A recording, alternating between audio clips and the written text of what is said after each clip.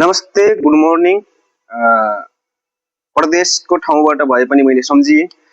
देश विदेशमा रहनुहुने मेरा आदरणीय दिदीबहिनी तथा दाजुभाइहरू, आमा बुवाहरू सम्पूर्णमा र मलाई चिन्ने नचिन्ने अनि मेरो युट्युबमा जोडिनुहुने मेरा दर्शकबिन सबैलाई फेरि पनि पुनः पनि बिहानीको न्यानो न्यानो अभिवादनको साथमा दुई हातको दशौँलाई जोडिए नमस्ते टक्राउन चाहे। जहाँ हुनुहुन्छ, जस्तो अवस्थामा हुनुहुन्छ, खुसी एन्ड सुखी र स्वस्थ एन्ड व्यस्त पनि रहनुहोला भन्न चाहे।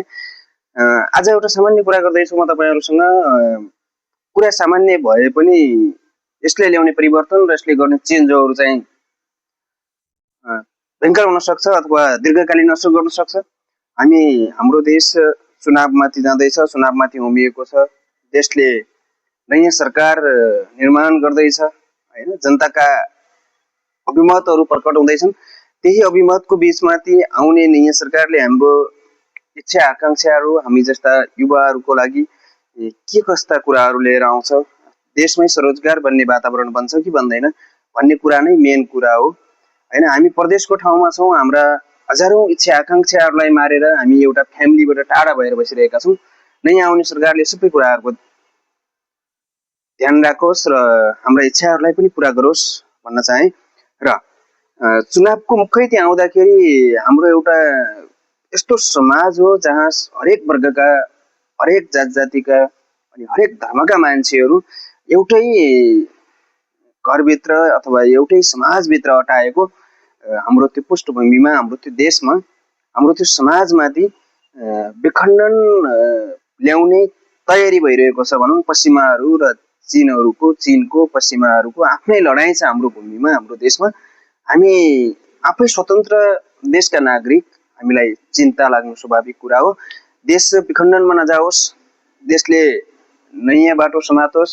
हिजो राजा फालेर आएका दलहरूले जुन किसिमको निराशालाई फिजाए अथवा जुन कुराको निराशा पैदा गरे, केही पनि मिलेको होइन भन्ने कुरा चाहिँ होइन। हामीले बोल्न पाइरहेका छौँ, उफ्रिन पाइरहेका छौँ, गाली गर्न पाइरहेका छौँ हैन।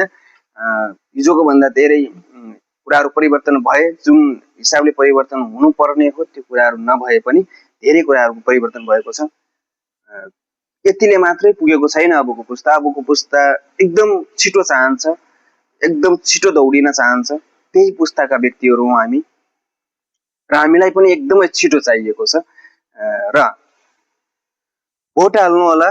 देश र विदेशमा रहनुहुने सम्पूर्ण दाजुभाइ दिदीबहिनीहरूले, नेपाली आम जनसमुदायले, भोट एउटा अभिमान हो, आफ्नो मत प्रकट गर्ने थलो हो र त्यहीबाट जनप्रतिनिधिहरू छानिने हुन्, छनौट हुने हुन् र त्यसको लागि आफूले बुझेको, आफूले चिनेको समाज हामीलाई चाहिने भनेको दुईवटा लिडरशिप चाहिने छ, एउटा देशको, एउटा समाजको।